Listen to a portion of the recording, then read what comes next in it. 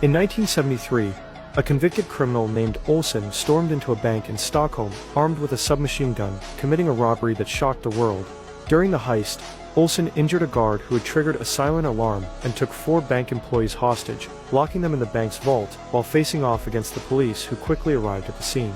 Since Olsen was armed, the Swedish police feared for the hostages' safety and quickly agreed to his 3 demands: 3 million Swedish kroner in cash, a getaway Ford car, and the release of his imprisoned friend Olofsson. However, when Olsen demanded to leave with the hostages in the car, the police firmly refused.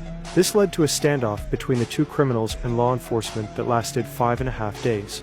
Despite repeatedly threatening to kill the hostages, Olsen showed them unexpected kindness. For example, when one female hostage, Kristen, shivered from the cold, Olsen gave her his coat. When another, Elizabeth, complained of claustrophobia, he allowed her to breathe fresh air through a rope-anchored trip to the dome.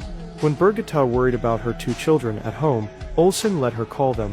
Under this mix of fear and favor, a strange bond formed between the captives and their captor. After more than 130 hours of standoff, police finally fired tear gas into the vault, forcing the robbers to surrender. Though no one was killed in the incident, it didn't end there. Afterward, the 4 hostages began to express affection for their captors and even hostility toward the police. One female hostage fell in love with one of the robbers and later married him during his imprisonment.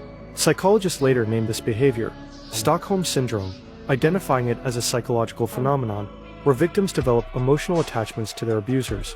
The theory is that when someone's life depends entirely on a violent person, they may begin to feel genuine gratitude for even the smallest acts of kindness.